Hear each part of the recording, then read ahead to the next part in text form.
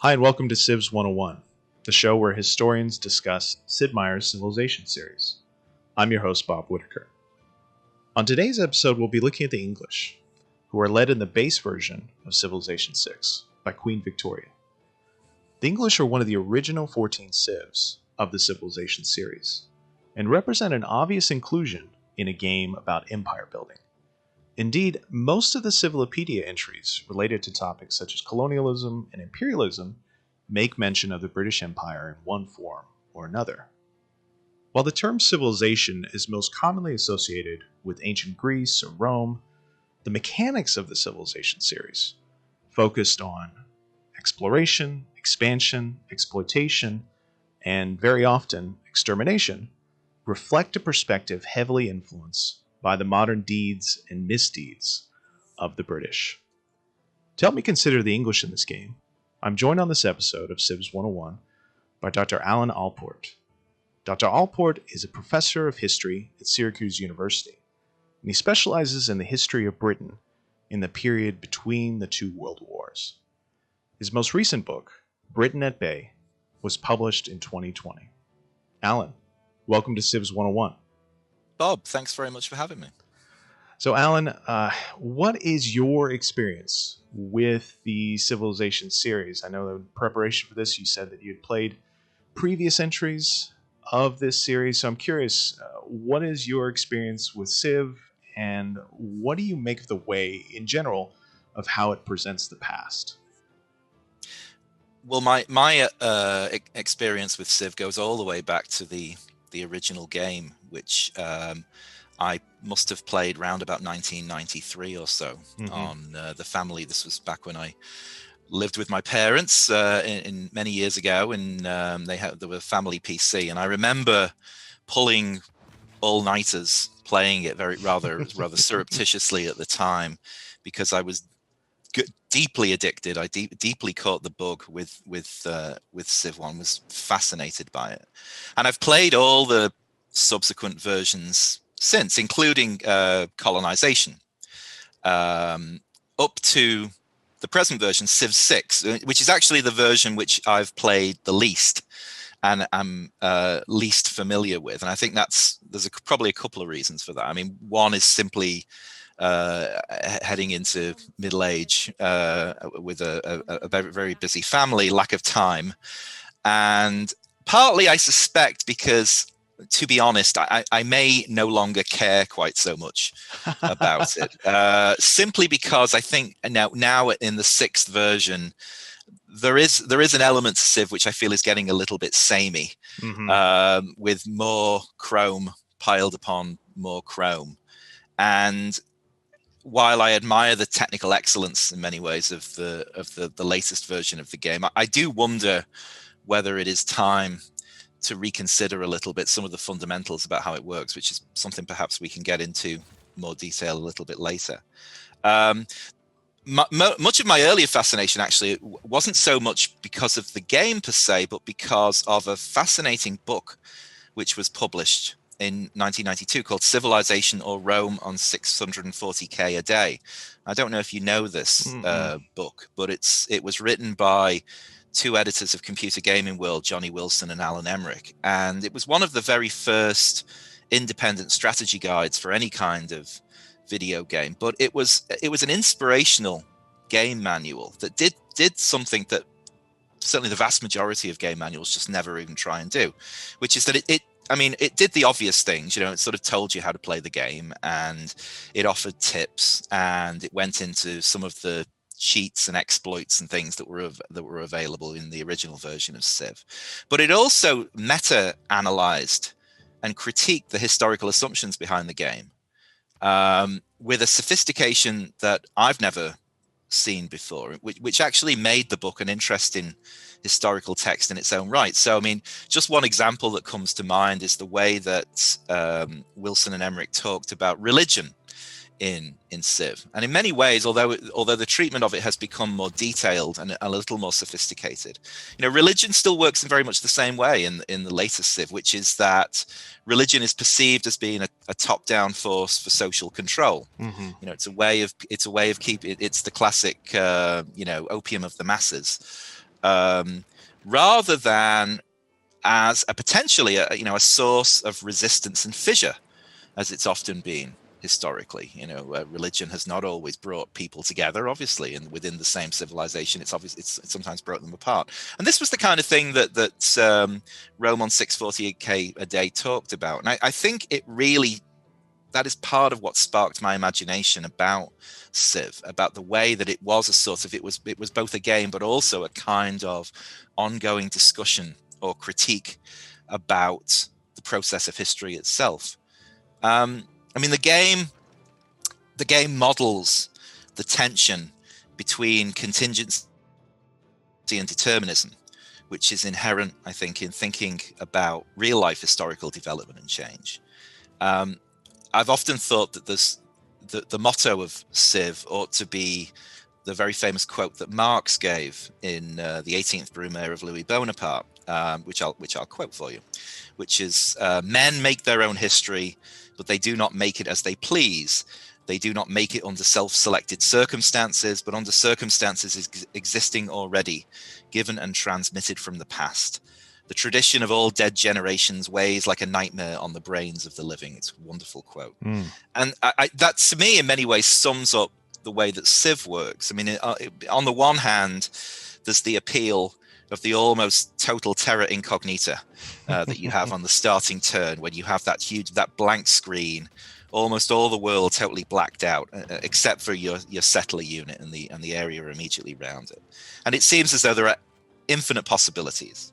Every decision, especially in those early turns, radically changes the trajectory of where your civilization is going to end up. So if you win or lose a very early battle, the narrative can often change drastically. The consequences will reverberate up the centuries.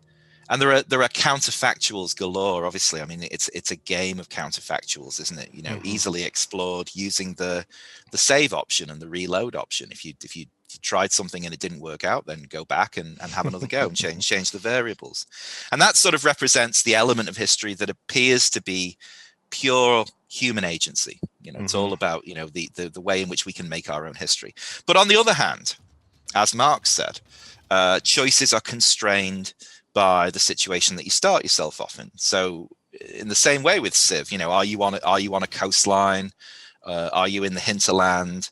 Are you on an island at the beginning? Do you find yourself on a small continent or a big continent? Are you in the middle of jungle or desert? Are you isolated, relatively speaking, or are you close to a lot of potential friends and enemies? And these kinds of environmental circumstances will shape, to a very large degree, what you can actually do in practice and what's going to happen. So this is what we might think of as path dependency.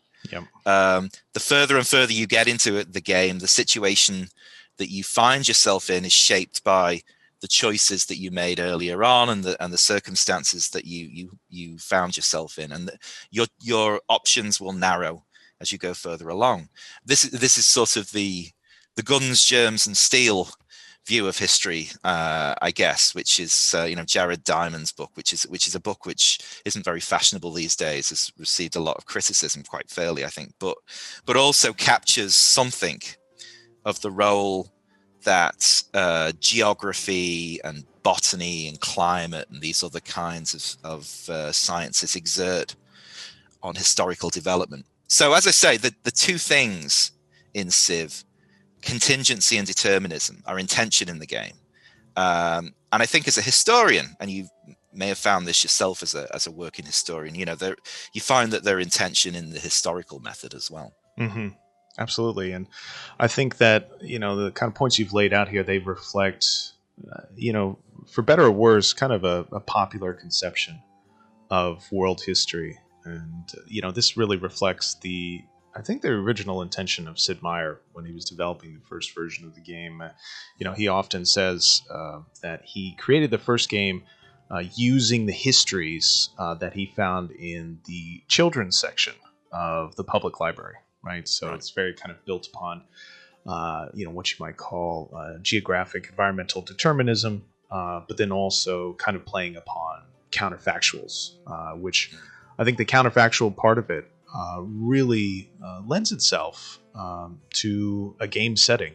Whether it's an analog game, a board game, or to a game like this, a digital game, where you get to basically choose your own adventure in a much fancier way than we used to with those old choose your own adventure games. But still, the same sort of concept applies, and kind of, in Sid Meier's words, making a game that is about a series of interesting choices. And that's certainly what Civilization does, and does so, I think, incredibly well. I mean, you talked about losing many hours to the first game. I've lost many hours to subsequent versions of this same game.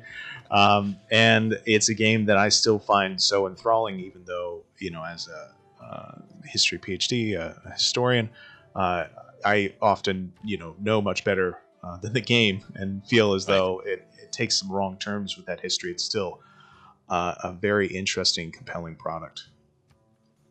No, I agree. I mean, I think, one of the things that got me interested in history a long time ago was thinking about some of these big kind of questions about, why did the center of gravity of political power and population and resources and so forth, shift in the ancient period from the Near East, the sort of Mesopotamia and the Middle East to the Mediterranean, sort of, first to Greece and then further west to Rome and Carthage, and then even later, of course, shifts sort of north and west to the Atlantic coast, to France and Holland and England and so forth. And it's this it's the kind of grand historical path that the game charts, and it's that interesting mixture again of choices and environmental factors. What is it?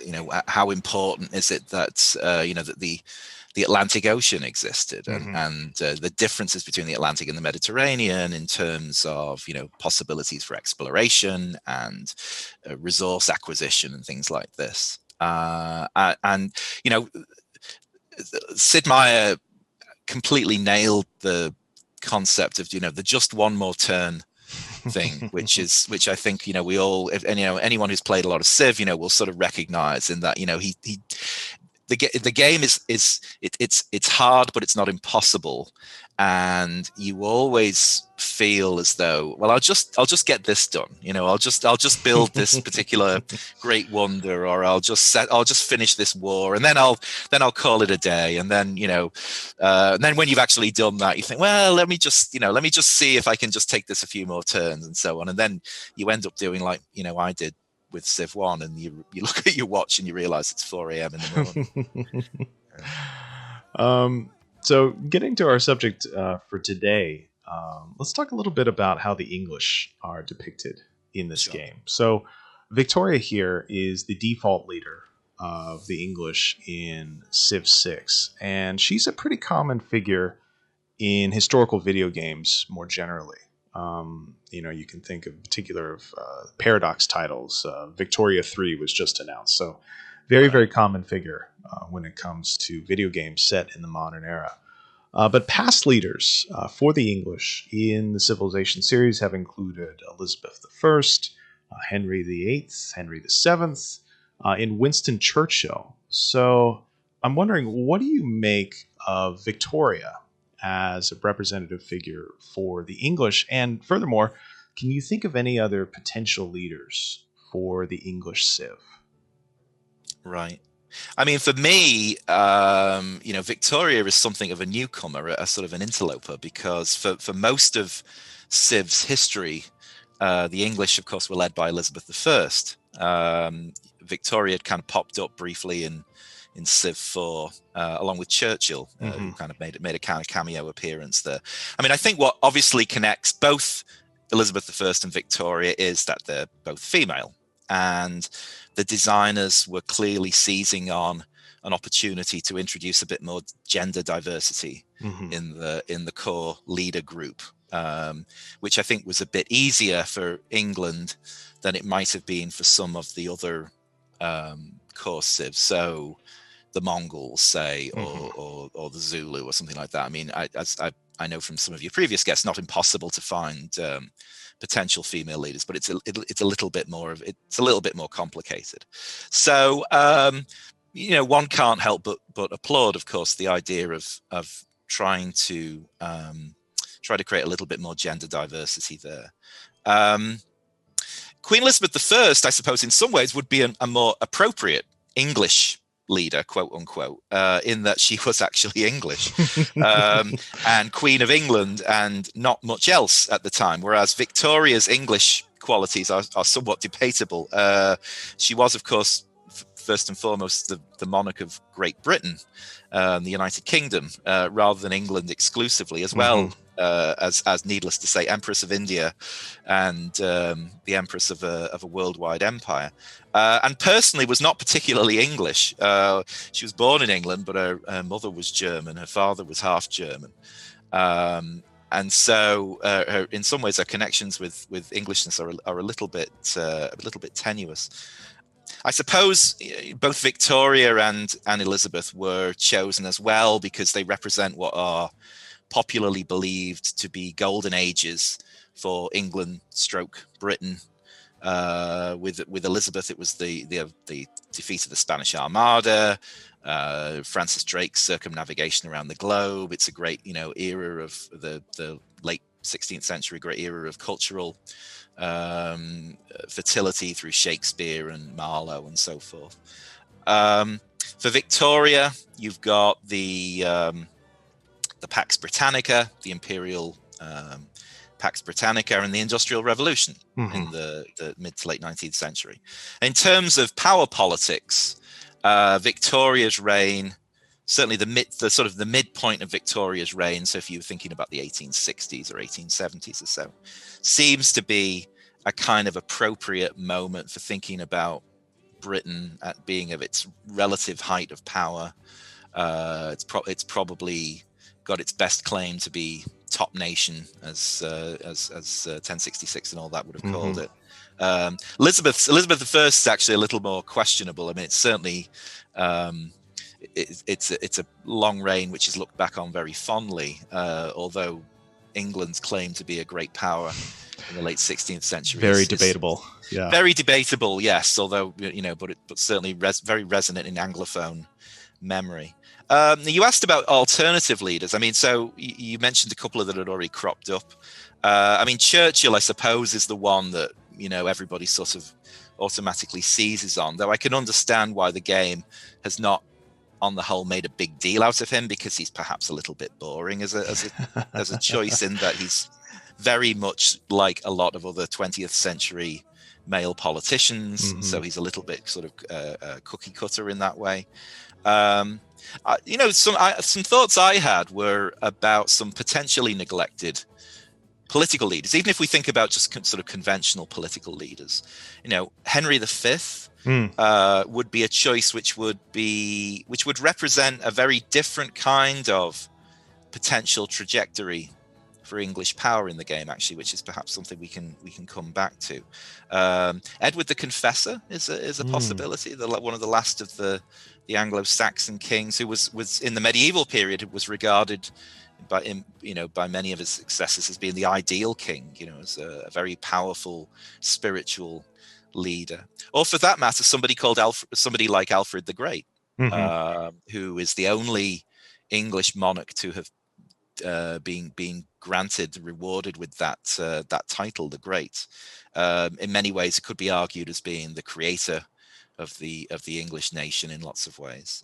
But I also think it would be interesting for the game to break away a little bit from thinking about leadership purely in power political terms, and certainly as more and more emphasis is now placed upon culture and religion and so forth in the game. So, I mean, if you think about what would Civ look like if Shakespeare was the English leader, or Jane Austen, or thinking about the sciences, somebody like Darwin or Newton, or Tim Berners-Lee. Yeah, but John Lennon. John Lennon. Yeah, that would be quite a wild trip, wouldn't it? or Emmeline Pankhurst, Mm-hmm. thinking about back to politics, but in a much more of a dissenting kind of position. And I do wonder whether the game needs to think about that a little and shake up the idea of what it means to be a kind of civilization leader a little bit, because of course other civs, other civilizations too, there would be there are massive numbers of potential intriguing possibilities that just gets away from the same old kind of guys in suits or with crowns on their heads. Now, in Civilization 6, they do have this mechanic of the Great People. And these are figures that you can accrue points for throughout the course of the game. In fact, I'll go take a look at that here. But you can see the entry here for William Shakespeare. And so over the course of the game, you can increase the number of great people that you generate by building up either any of these areas, so money or naval power or culture, where you can build towards somebody like Jane Austen, for instance, or great scientists like Albert Einstein. So they do have an inclusion there of those kinds of figures, but I think you're right. I think it would be really interesting to have a non-political figure being the leader of one of these civilizations. And in fact, I would almost say it almost makes more sense, as you'd mentioned, with the game focusing on religion so much, with it focusing so much on culture, it would almost make more sense to have these types of people being the leader of the civilization, because they're often much more closely aligned with what that civilization is about, in kind of a very popular culture way, than some of the political leaders, like you mentioned with Victoria, kind of not really being English in kind of a traditional sense. And I do, though, even though we've kind of questioned Victoria's English credentials, I do really love this little quote here. They've got, "Do not let your feelings of momentary irritation and discomfort be seen by others," which I feel is just kind of a perfect tagline for England as a place. It's just like you could put that on the British pound. It's just, this is our slogan. That's a good slogan for academia too. That too, yes. But I really love that idea of having non-political leaders as potential leaders for civilizations in this game. Right. I mean, I think it speaks to a bit of a confusion, which perhaps we can talk about what exactly it means to be a civilization in the game, because I think there's often been the game is kind of slightly schizophrenic about what it means by civilization, and has sort of both broadened the concept but also kept it very extremely narrow in lots of ways. And I think that one avenue for exploring that concept would be to shake up the concept of leadership. And we think, if we think about an English civilization, I mean, what doesn't somebody like Shakespeare or Newton, don't they in some ways represent a more accurate kind of sense of civilization leadership, than a relatively powerless political figure who will have much less influence in the long term over events than one of these great cultural figures or scientific figures. Yeah. And you've mentioned this idea of civilization, and how it's kind of seen by historians as a bit passé to consider history through civilizations. It's kind of ideas that are arbitrarily constructed groups of people, mostly in the ancient era. But it's gotten more complicated in the game, especially when it comes to England. So in previous versions of the Civilization series, England was the catch-all term for all member states of the British Empire and the British Commonwealth. Right. And so in previous versions apart from the Americans, of course. That's of course. Yes. But in previous versions of the game, when you were to say, for instance, building cities, you would start with London. You would usually end up with Manchester or Liverpool next. And then very often you could end up with, say, building a city called Sydney, or building a city called Vancouver, right? And I think Edinburgh was one of the early ones. Yes, Edinburgh too. Yes, exactly. Yeah. And so now in Civilization 6, we have had the we've had devolution, basically. We've had England standing on its own with a traditional leader, Brexit. Victoria. But now in this game, we have got the inclusion of Scotland, Canada, and Australia as separate civilizations, which I think opens up some interesting, gameplay options Right. for players, but also brings us to an interesting point. And the two of us, as historians of Britain, modern Britain, it brings us to an interesting point of considering this idea of separate states and thinking of Scotland, Canada, and Australia as separate, at least in the game sense, from England. So, what are your thoughts on that? Because this is it's a big turning point for the Civilization series. Well, my immediate thought is that Victoria must be appalled at the thought. I mean, given her love of Balmoral and sort of, and the Highland Games and all of this kind of, Yes. tartan hitch and everything. The idea that Scotland is, she's no longer able to go to her Highland retreat must be an appalling thought. Well, to zoom out a little bit, I mean, before dealing specifically with England, I mean, I think my thought has always been that the game, as I mentioned before, is a bit confused about what a civilization is exactly. So, I mean, on the one hand, what the game seems to think it means by a civilization is something that might be better described as a polity. In other words, a coherent political unit with a single leader or of government of some kind, a single territory, a single armed forces, a single central government budget, and so on.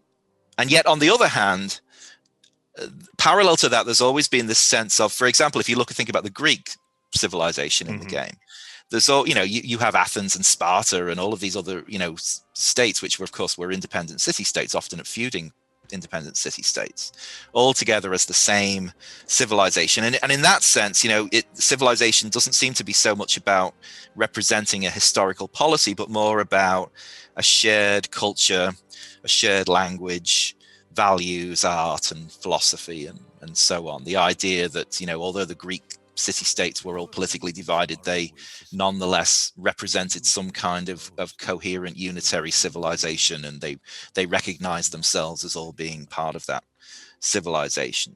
And the two concepts seem to sit somewhat uneasily next to one another in the game. There isn't ever really any kind of complete reconciliation of those two different thoughts. I mean, is there an English civilization in the second sense as well as the first sense? So, I mean, there's clearly an English civilization in the sense that there's been a coherent unitary polity which has existed for over 1,000 years. Now, is there an English civilization in the broader cultural sense? What would be its characteristics if indeed it exists? So, I mean, it's certain features, I guess, would suggest themselves. I was thinking a little bit about this. What would you call the characteristics of English civilization? I suppose, obviously, the English language and the literature of that language would be something that would come up immediately. One could argue for something like the Anglican Church. And its liturgy and so forth as being very core to English civilization. The Westminster parliamentary system and as it's evolved over the centuries. The English common law, I guess, would be an important feature. Perhaps you could think about some features of art and recreation. So think about the English traditions of landscape and garden design, for instance. The English choral tradition, very important part of the English musical tradition. And then sports, of course, things like cricket and football and so on, or soccer, if we're going to be American about it. Oh, no, I think this is a football space. So. Okay, we'll stick with football then. But, quote unquote, English civilization is, of course, horribly mixed up, or not so horribly mixed up, with British civilization. Where does one make the distinguish the two? It's very hard to untangle, and or indeed, for that matter, just Anglophone civilization in general. And also, I think even if one tries to define a distinct English civilization, it's clear to me, at least, that it has far more in common with other neighboring quote unquote civilizations. the French civilization or the German civilization and stuff. It has far more in common with them than it has separate from them. They all share a common heritage from the classical world. The Christian tradition, of course, an enormously important feature of this. So there's more that they're more alike than they're unalike.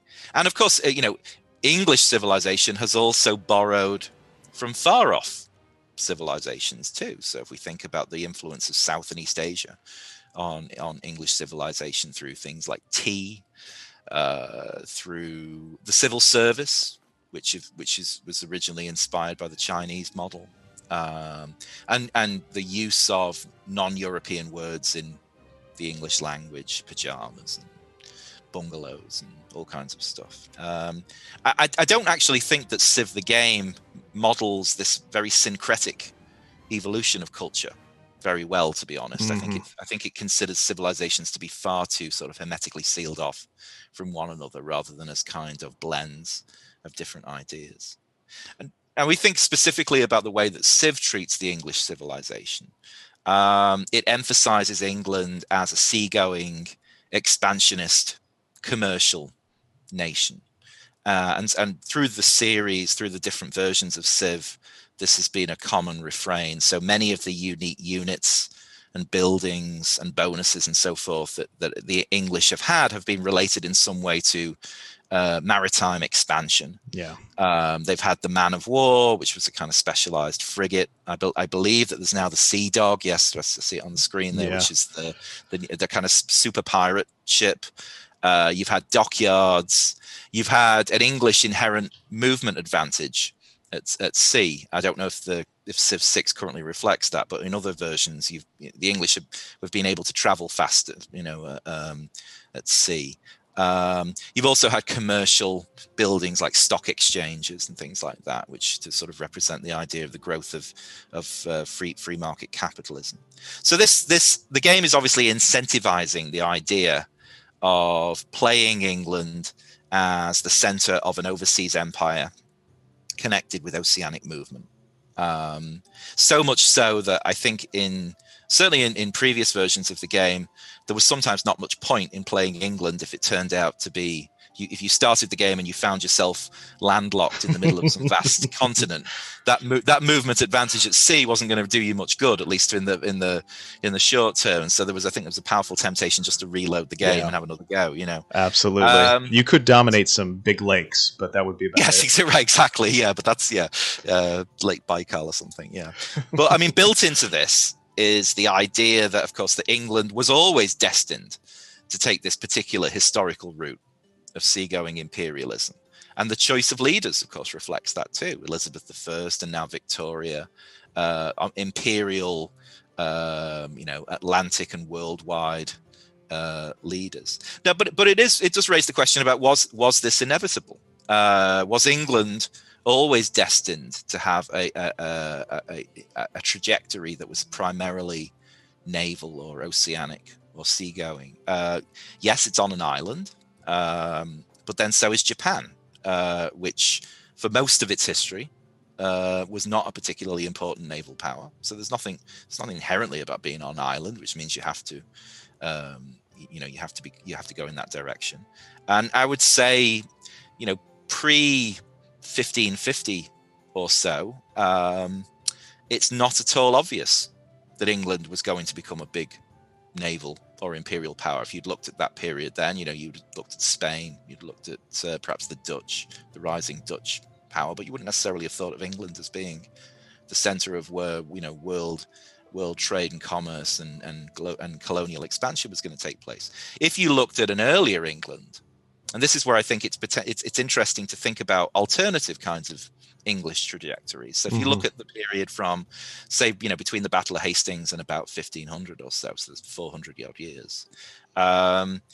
This is the period of the Barons' Wars and the 100 Years' War. England is an empire building state at the time, but it's not a colonial state. It's empire building on the European continent.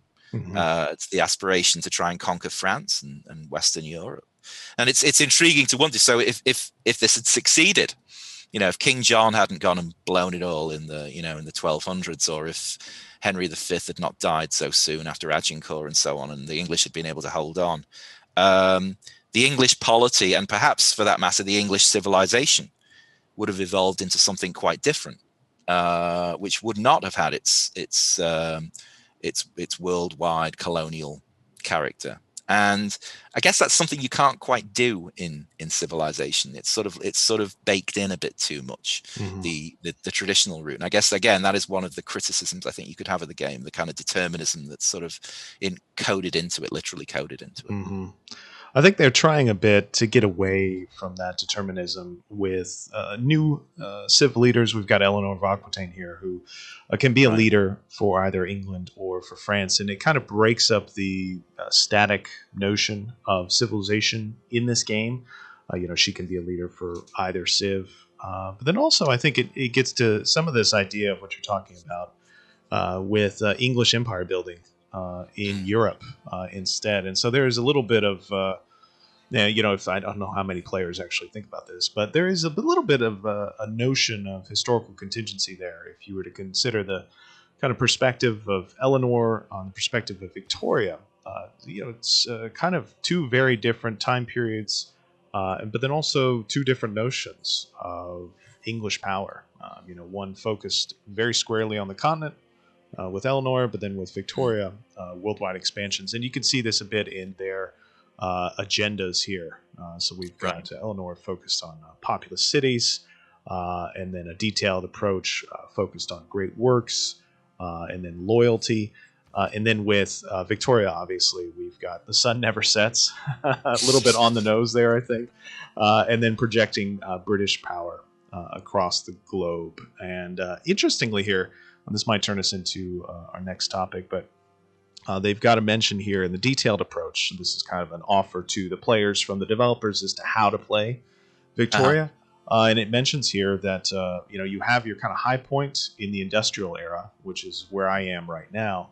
But then after that, you can lead towards a cultural victory using archaeology, basically going around and stealing cultural items from around the world and putting them, grabbing the Elgin marbles and so on, and sort of dragging them home. And exactly. And so it does make me wonder why they didn't include the British Library as like a special world wonder in this game. But so some interesting. And in fact, maybe I should check before I say that. Nope, not British Library in here. No, they don't. Do they have the British Museum? British Museum, no.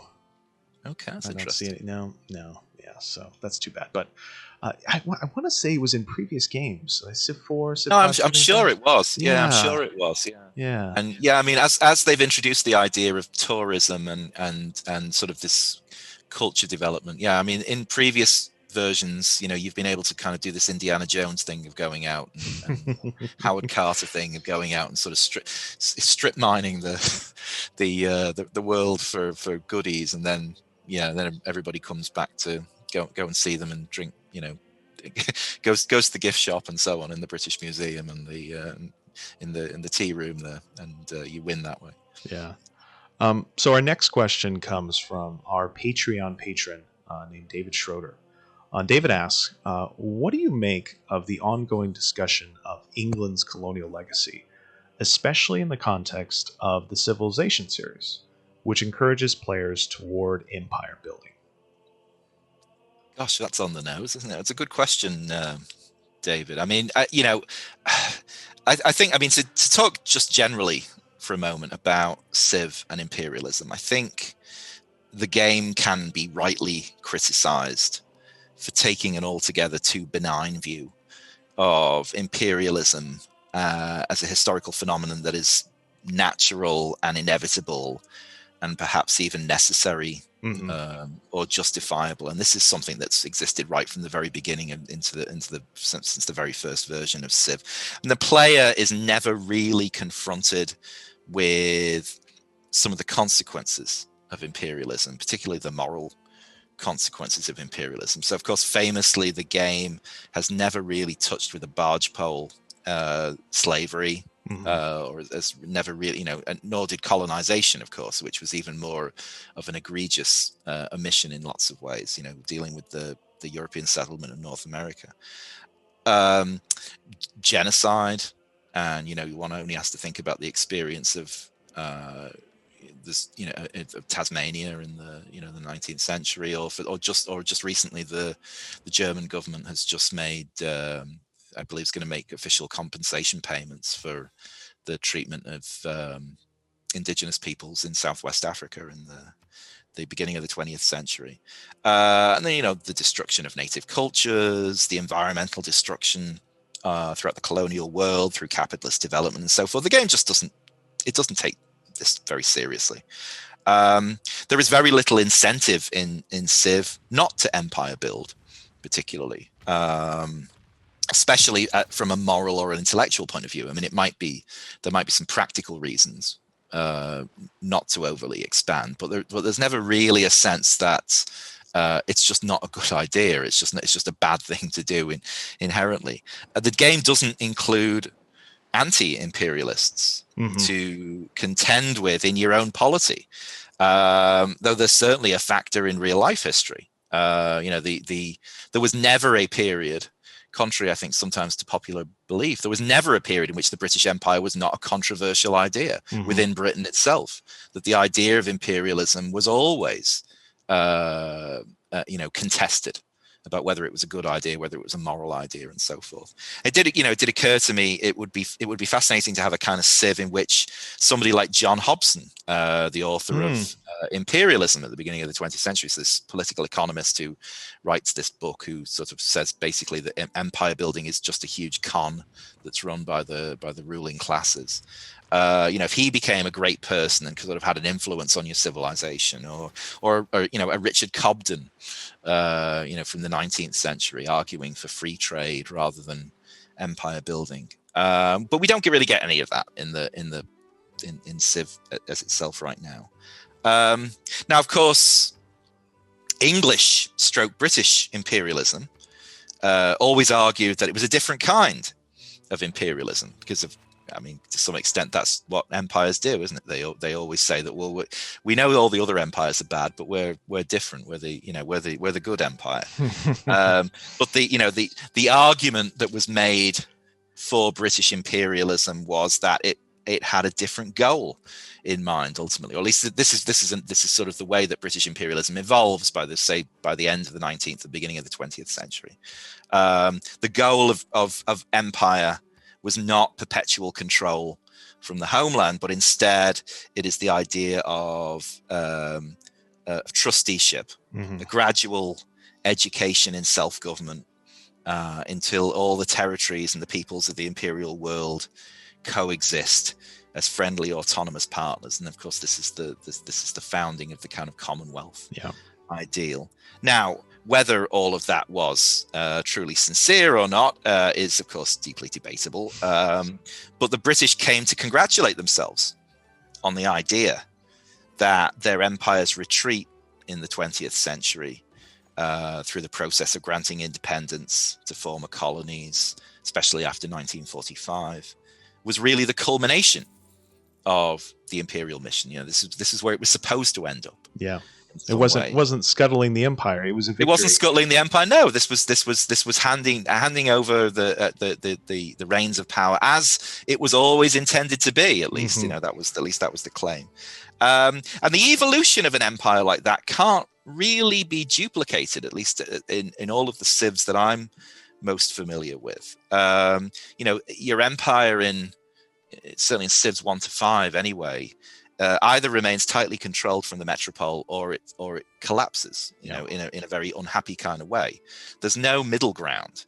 And I think it would be interesting to have a kind of mechanism for winning the game, which didn't necessarily involve that very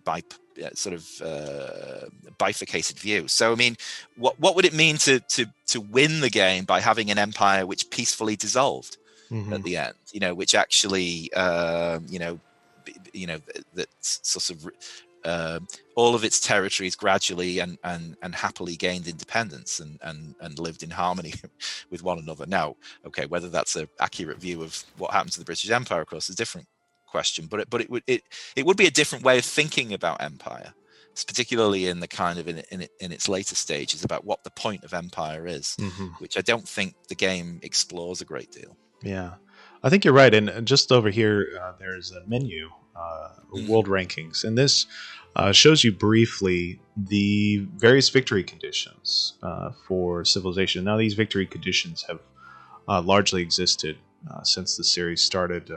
Kind of the classic victory conditions of science, culture, domination, and then adding on later on and subsequent entries, religious and diplomatic victory. And what's interesting is that these victory conditions, they give the player something to reach for, to strive for, but at the same time, these victory conditions, in many ways, kind of dominate the way in which the player approaches the game. So, you've got here, with what you just gave us, a very interesting, nuanced idea of, how this game could be changed, how it could reflect more accurately the ways in which empires and civilizations change over time, and how they can, try to achieve different objectives.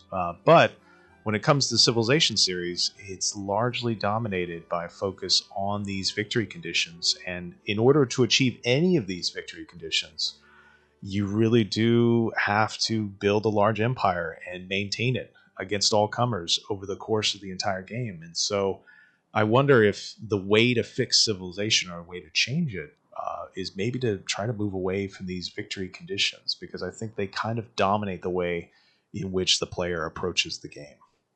Yeah. I mean, I think, it's entirely rational for players to play in the style. I mean, this is one aspect of the game which I don't think has changed hardly at all since Civ 1. For all of the additional chrome and the detail, you're still essentially attempting to do the same thing. Yeah. Whether it's slight variations on the same thing. I mean, whether if you're trying to build the spaceship to Alpha Centauri, which I assume is still an option, I guess, in Civ 6, is it still the way you can win? Civ Meyer always said that was the kind of the best way to win, because it was sort of, in some ways, that was sort of the spirit of the game was built into that. But whether it's trying for the tech victory or the conquest victory or the diplomatic victory, you're still going to have an awfully powerful state by the end of the game, which in many ways isn't going to look all that different from other powerful states. I mean, maybe there might be a bit more emphasis on research, or there might be a bit more emphasis on the military. But I mean, essentially, there isn't really a completely different way of thinking about success in historical terms, which I think is actually something that, I mean, we can talk about this now, that the game ought to think a bit more about, I think, in order to be able to sort of go beyond the constraints which have been built into it ever since, the first version. Yeah. So, well, we've kind of already touched on the last question here. Do you have any remaining recommendations for the developers going forward? We kind of talked in big terms here about structural changes they can make to the game, but anything specific related to the English and how they're depicted in the game?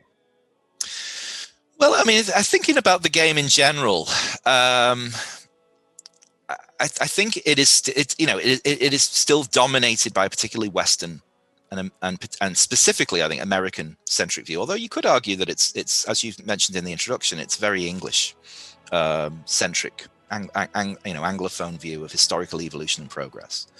So, by the late game, all successful civilizations are basically America. In that, they have giant cities and skyscrapers and airports and movies and tourists and nuclear weapons and so on. And so everything is sort of just turned into California, even though it's, you might have the kind of the veneer of it being Greek or Persian or Zulu or whatever, but it's basically America. And I do think it's time to reconsider this. I said at the beginning that one of the reasons I think, which I couldn't get into Civ 6 so much, is I just sort of felt like it was just fundamentally the same game it's always been. One realizes that there is a tension for the game designers between historical simulation and gameplay. So one of the reasons why the game has remained so stable over the years is because the core idea behind it is fun. I mean, people enjoy playing it the way that they've always played it. Why fiddle with success? And you've got that tension between kind of a greater historical breadth of imagination and playability. So I'm not a game designer. I'm not going to, and I'm certainly not don't have much sense about what other players want. So I'm not going to try and be too sort of preachy about this. But I do wonder what a civilization, a new chapter in the Civilization series would look like that didn't emphasize so much the idea of Western goals of expansion, science, capitalism, industrialization, and so forth. So, what, for instance, I mean, I know that some of the playable civilizations in the new version are things like the Kree or the Maya or other non-Western civilizations. But what about if they actually did something fundamentally different from simply being, again, kind of quasi-Americans? What would a truly alternative route to victory in the game look like? Would it be possible? Would it be possible to have an alternative victory if you were in competition with civilizations which were, attempting to gain power in more traditional ways? I don't know, and I don't know whether it would be an interesting game, but it would be worth thinking about, I think. I think the one other thing which I guess I don't think the game takes seriously enough right now is the environmental consequences of capitalist and industrial development. I know that there has been, I believe in one of the new updates to Civ 6 that they've put, they've introduced some kind of climate change variable. But I can't speak from personal experience here, but the impression that I get is that it's still, it's a problem that has to be dealt with, but it's fixable like most problems in the game are. The game, I think Sid Meier's sort of overall philosophy has always been a basically optimistic one, and the idea is that sort of, in a very technocratic way, that technology and ingenuity can ultimately solve all problems, and so progress is sort of baked in as being both benign and limitless. And I think it would be worth thinking about this as we start to see some of the real world consequences of economic growth, population growth, and environmental destruction. To think about what would it mean if Civ had an absolute cap on Western style progress, about whether there was a point in the game where it was simply not possible to just throw in another technological fix, and whether climate change started to kick in the game, whether it ought to require the player to fundamentally start doing something else, to fundamentally reconsider what they're supposed to be doing in moving towards victory, perhaps changing the victory conditions, in line with environmental change. And I think, thinking more profoundly about some of this stuff, personally, from my point of view, I think it would freshen up the game a bit. I also think it might, without getting too sort of Dead Poet Society about it or anything, it's the feel that it would actually teach something that is worth teaching. I think, one of the things about a platform like Civ is that it is enormously influential, far more so than, any book that I'll ever write, or any book that the vast majority of historians will ever write. Same. It's going to teach people about history and about the world that they live in, and have an enormous amount of influence over perhaps often subtly and unconsciously, about the way that they think about the world. And so I do think that